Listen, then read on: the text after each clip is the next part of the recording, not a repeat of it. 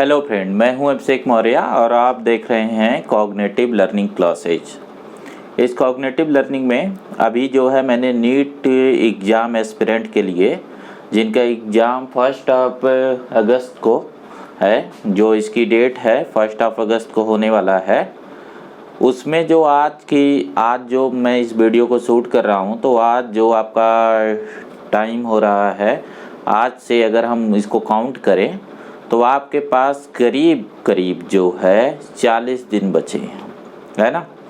40-41 दिन बचे हैं। तो इस 40 डेज में जो कि लास्ट मोमेंट की प्रिपरेशन है, इस समय तक स्टूडेंट पे बहुत सारे प्रेशर आ जाते हैं। स्टूडेंट वैसे ही जो कंपटीशन की तैयारी है ना, तो वो प्रेशर तो होता ही होता है। इसलिए इसमें एक मेंटर सपोर्ट होना बहुत ज़रूरी चीज़ होता है, क्योंकि मेंटर सपोर्ट से आपको सब्जेक्ट में इंटरेस्ट बना रहता है। तो मैंने ऐसा सोचा है कि मैं आपको मेंटर सपोर्ट के लिए इन 40 दिनों में कुछ रेगुलर वीडियो लगातार आपको प्रोवाइड करूंगा, जो आपको हेल्प करेगा कि आप अपने पढ़ाई में खुद को फोकस रख सके और आपका कॉन्फिडेंस बना रहे। आप जो है कॉन्फिडेंस के साथ आप जो है अंदर से अपने आप को, अपने माइंड के पीस के साथ आपके दिमाग में शांति बनी रहे, आप एकदम घबराए नहीं और अपने एग्ज़ाम तक अपने आप को ठीक रख सके, जिससे आपके एग्ज़ाम में जो आपकी परफॉर्मेंस है वो बेटर हो सके। तो फ्रेंड, जैसे मैंने आपको अभी पीछे कुछ लेक्चर दिए हैं, उन लेक्चर्स में जो मेंटर सपोर्ट के मेरे वीडियोस थे, उसमें मैंने आपको बताने की कोशिश की थी कि आपको रिवीजन कैसे करना है।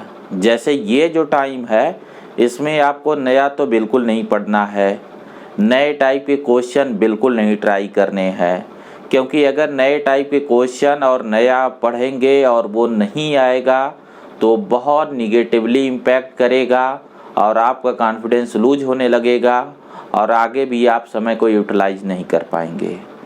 जैसे मैंने आपको बताया था, मुझे स्टूडेंट की साइकोलॉजी पे थोड़ा उसका एक्सपीरियंस है कि मैं कितना ही आपको समझा लूँ, आप लोगों सुन लेते हो और कहोगे हाँ बात तो अच्छी है, बट उसे फॉलो बहुत कम लोग करते हैं। ज़रूरी है फ्रेंड्स कि उसे आप फॉलो करिए।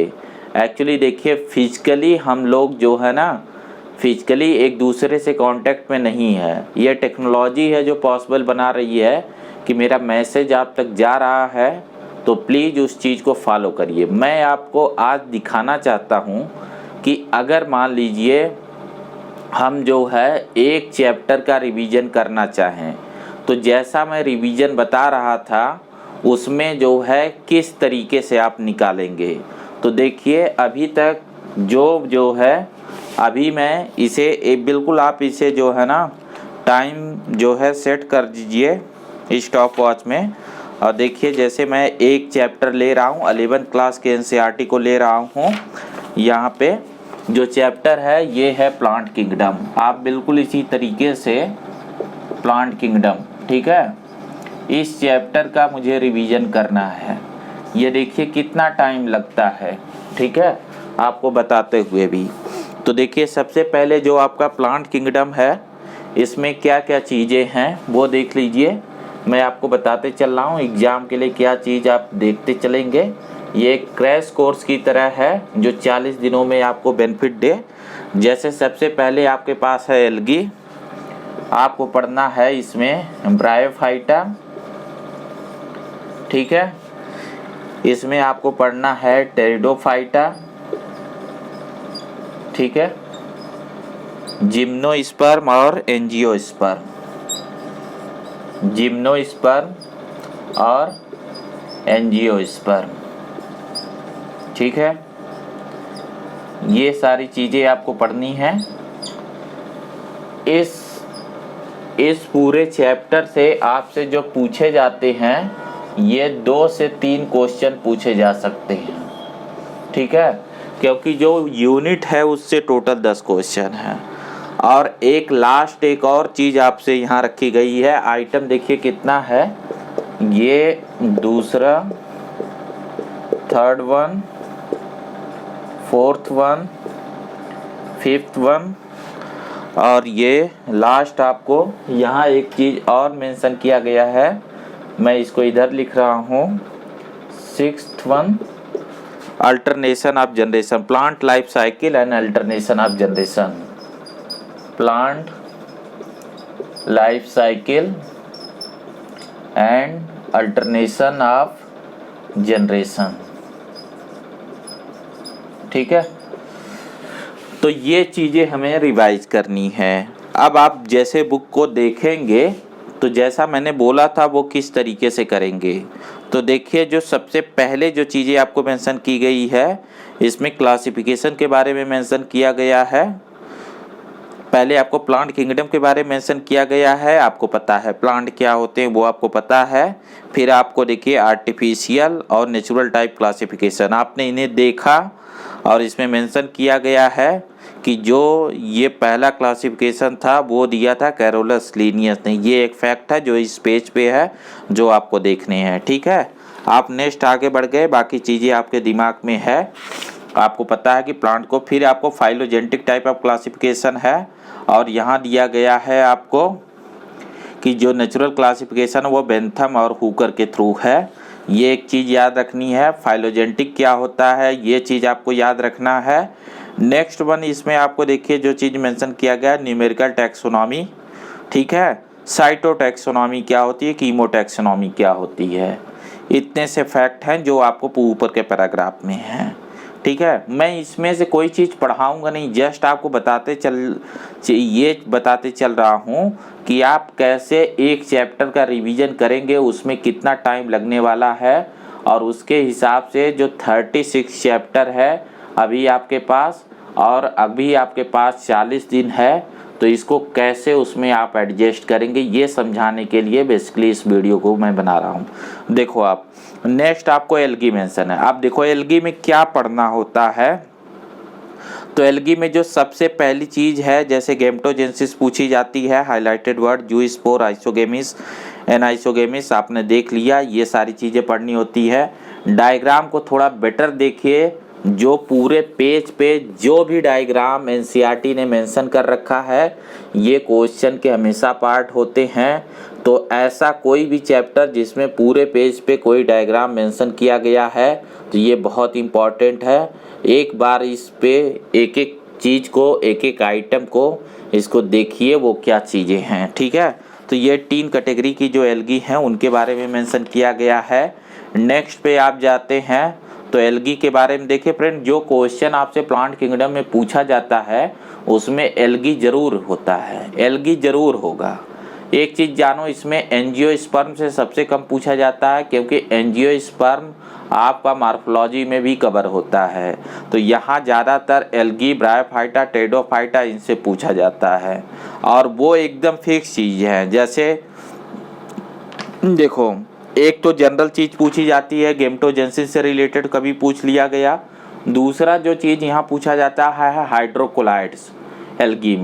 एल्गी में हाइड्रोकोलाइड्स का क्या रोल है। हाइड्रोकोलाइड जैसे कि एल्जीन और कैरेगीन जो है वो किस टाइप की एल्गी में है, वो फैक्ट आपको तो 3-4 लाइन जस्ट आपको देखनी है, आपने इन्हें देख लिया। फिर इसके बाद आपको इंडिविजुअल ग्रुप के बारे में पढ़ना है।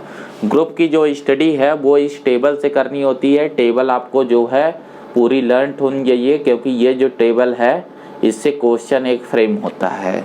तो इसमें आप इस टेबल को देख लेंगे। और इंडिविजुअल जो एल्गी है, जैसे क्लोरोफाइसी है तो क्लोरोफाइसी जो ग्रीन एल्गी है।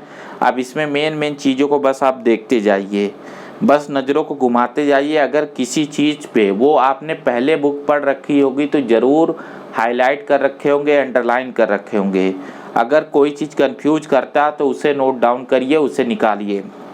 जैसे मान लीजिए, मैं मान ले रहा हूँ इसमें एक नई चीज़ मिल गया, पायरिनाइड्स। ठीक है, तो आप पायरिनाइड्स को नोट कर लीजिए। ठीक है, कि पायरिनाइड जो है ये क्वेश्चन मार्क है, ये मुझे नहीं समझ में आया, ये ग्रीन एल्गी में था। ठीक है, फिर हम फियोफाइसी में आ गए और फियोफाइसी को पूरा पढ़ते हुए चले गए।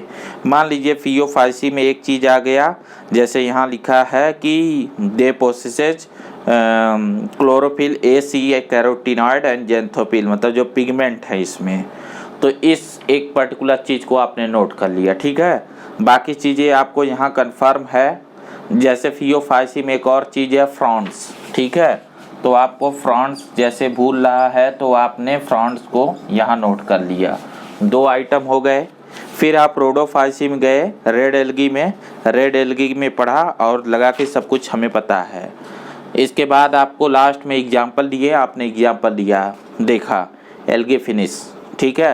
तो इसको लिखो आप बुक पे ना, इसे लिखो, इसे हेजिटेट मत करो, क्योंकि होगा ये ना कि जब 10 दिन बाद इन किताबों को वापस आप पलटोगे और हर जगह डबल टिक, हर जगह कंप्लीट या लिखो कि ये हो चुका, ये कंप्लीट है। कोई भी आप जो वर्ड आपके दिमाग में पॉजिटिव इम्पैक्ट डालते हैं कि ये हमने कर लिया, ओके, या कुछ भी कंप्लीट है ना, फिनिश, कुछ भी आप अपने कोड वर्ड बना लो, उसको बुक पे लिखो। ये किताब कहीं बेच के पैसे नहीं कमाना है, इस पे आप जितना वर्क करेंगे उतना आपके दिमाग में होगा। नेक्स्ट वन है ब्रायोफाइटा।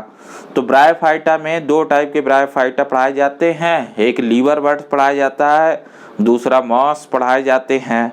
तो सबसे पहला मैंने बोला, जब एक पेज का डायग्राम है, डायग्राम को ध्यान से देखो, डायग्राम से रिलेटेड क्वेश्चन है।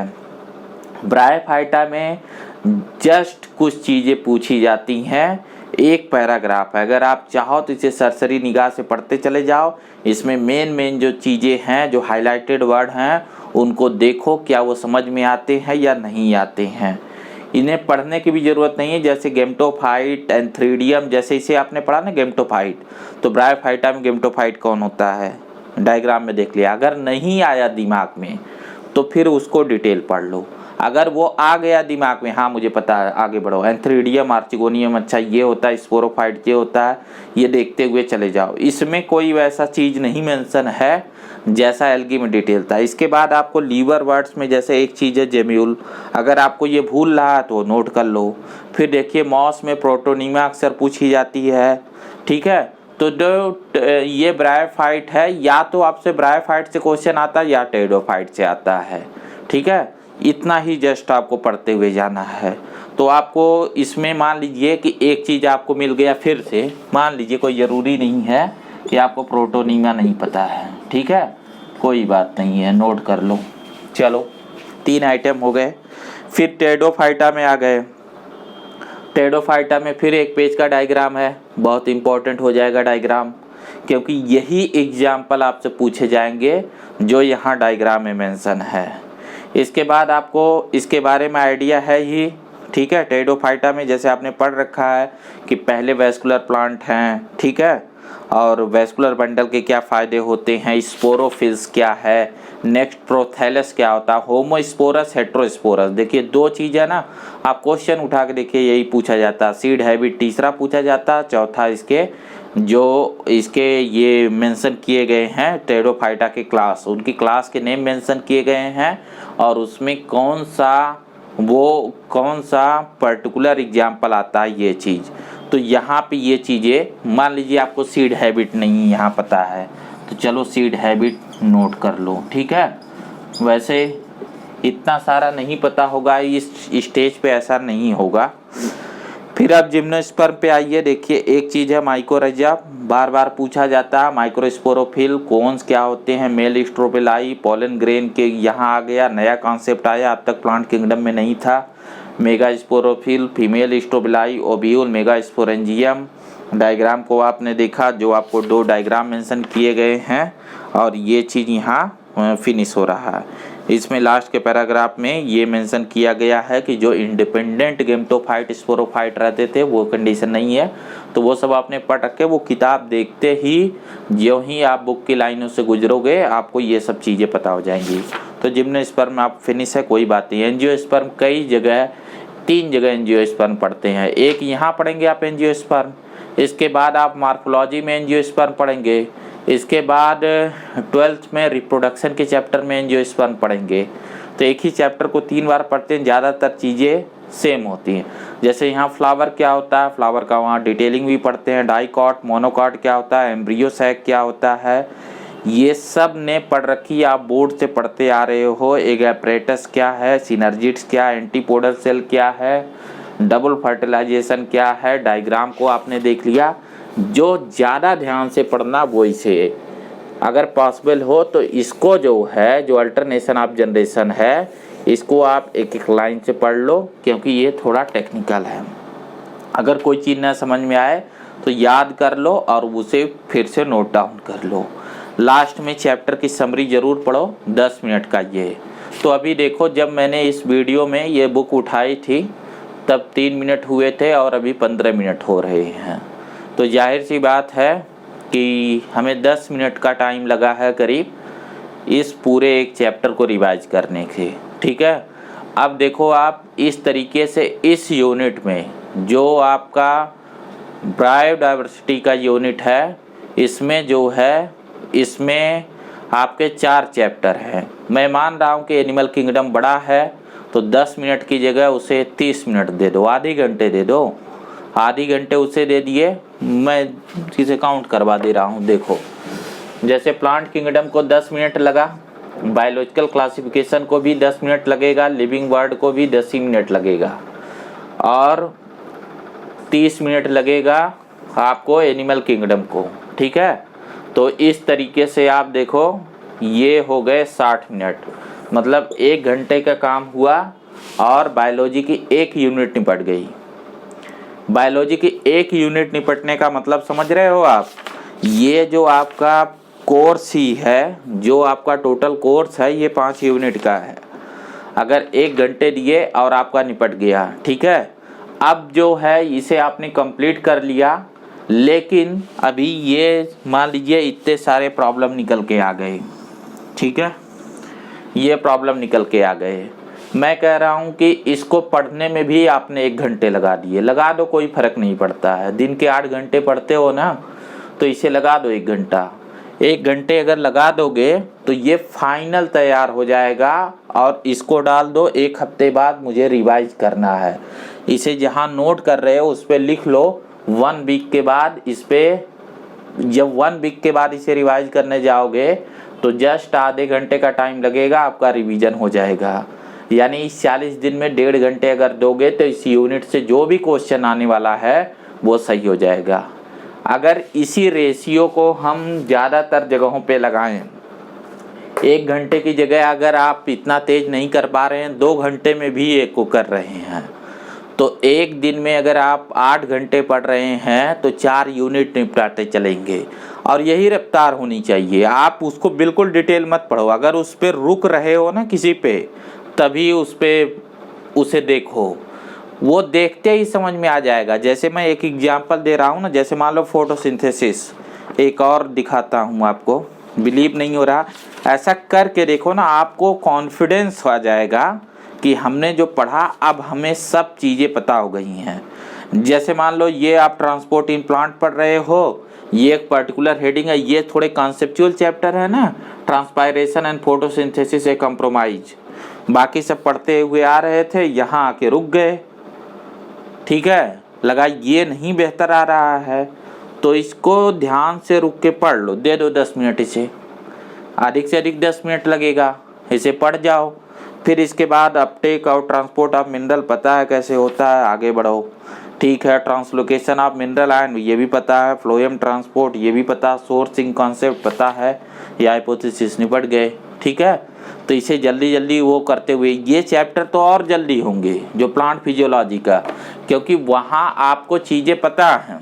जैसे मान लीजिए अगर आप रेस्पिरेशन पढ़ रहे हैं, ठीक है, और फोटोसिंथेसिस पढ़ रहे हैं, तो वहाँ पे साइकिल है, एक बार साइकिल को ड्रॉ कर लो, जितना टाइम लगे उसमें। अगर वो साइकिल याद है तो ज़्यादातर चीज़ें याद हैं, बस उसे आगे बढ़ो। तो आप क्यों परेशान हो रहे हैं? आपको सिर्फ परेशान होना क्या, जैसे मिनरल न्यूट्रिशन में, तो मिनरल न्यूट्रिशन के चैप्टर पे ज़्यादा टाइम दे दो, 1 घंटा 2 घंटा लगा दो एक ही चैप्टर में, और उसमें से चीज़ें निकालना हो। मैंने कहा ना कि आप ये मान लेते हो हर चैप्टर में एक चैप्टर को पढ़े, जो टफ था, जो नहीं आ रहा था 2 घंटे लग गए, तो आपने मान लिया हर चैप्टर में 2 घंटा लगेगा। हो सकता है डाइजेशन आपको सब पता हो, तो डाइजेशन एब्जॉर्प्शन ने 15 मिनट ही लिया हो। ये तो हम एक एवरेज कैलकुलेट कर रहे हैं ना, एक स्पेकुलेशन है, एक गेस है। हो सकता है टाइम उससे कम लगे। ठीक है, आप इसे करो, इसे यूज्ड हो। जैसे मैंने एक चैप्टर को यहाँ करके दिखाया ना, अब मैं आपको रेगुलर बेसिस पे इसी तरीके से वीडियो डालूंगा। ये देखो 40 दिन है ना, तो मैं एक एक चैप्टर को आपको इस तरीके से उसकी समरी बना के दिखाऊंगा कि कितना मिनट लगता है एक चैप्टर को फिर से रिवाइज करने में। इससे रिलेटेड जो ये प्रॉब्लम थे, इन प्रॉब्लम को अगला स्टेप क्या होगा कि जो प्रीवियस ईयर के पेपर हैं उनमें देखो कभी पायरेनाइड पूछा गया क्या। अगर पूछा गया तो इसे किसी भी तरीके से याद करो, वो पूछा जाएगा, अक्सर वो पूछा जाता है। ठीक है, फ्रॉन्ट्स को कभी पूछा गया है क्या, अगर वो पूछे गए हैं तो उसे पढ़ो। वो अगर आप क्वेश्चन भी देख लोगे ना तो वो बात आपको याद रहेगी और वो आपके लिए बेनिफिशियल होगा। ठीक है फ्रेंड, देखिए इसमें जो है ना, आप मैं कह रहा हूँ ना कि जैसे आप 40-45 जैसे 1 घंटा पढ़ लिए, अब आप थक गए, ब्रेन थकेगा ही, ब्रेन जो है कंटिन्यूअस वर्क नहीं कर सकता, तो 10-15 मिनट के लिए आप जो है दिन में, इसीलिए मैं ये वीडियो को शूट कर रहा हूँ, इनको देख लिया करो। अगर आपको इंटरटेनमेंट चाहिए या कहीं टहल लिया करो, है ना। और कोशिश ये करो कि जो आपके स्टडी रूम है वहाँ आप कंटिन्यूसली बैठो, तब आपकी टाइम ज़्यादा से ज़्यादा यूटिलाइज हो पाएगी। तो फिलहाल आज के लिए मैं इतना रहने दे रहा हूँ। नेक्स्ट सेशन में कल आपको फिर बताऊँगा। रेगुलर जो मेरी वीडियो है वो आती रहेंगी फ्रेंड, और मैं चाह रहा हूँ कि अगर आप लोग वीडियो पसंद आ रहा तो इसको शेयर करिए। और थोड़ा जो है देखिए, एक बात और मुझे थोड़ा क्लैरिफाई कर देने दीजिए। जैसे मैंने देखा है ऑनलाइन में बहुत सारे वीडियो बहुत चिल्ला चो मचा के वो पढ़ाते हैं, तो मैं यहाँ थोड़ा सीरियस पढ़ाने की कोशिश कर रहा हूँ। ऐसा नहीं कि मैं बिल्कुल कोई डल हूँ, ये बात नहीं है। क्लासरूम स्टूडेंट से बोलोगे तो वहाँ हम काफ़ी अच्छी बातें करते थे। एक्चुअली बात ये है कि मैंने ये सोचा कि इस वीडियो में सिर्फ हम पढ़ने की बात करें, लेकिन मुझे लग रहा है स्ट्रेटजी चेंज करके उसमें बार बार आपको मोटिवेशन के लिए चीज़ें बतानी पड़ेगी। तो नेक्स्ट से मैं वो चीज़ें हर वीडियो में इंक्लूड करूँगा। अभी आज के लिए इस वीडियो में इतना रहने देते हैं। नेक्स्ट जो आपका टॉपिक चल रहा है उस पर मैं वीडियो लाते रहूँगा। Thank you.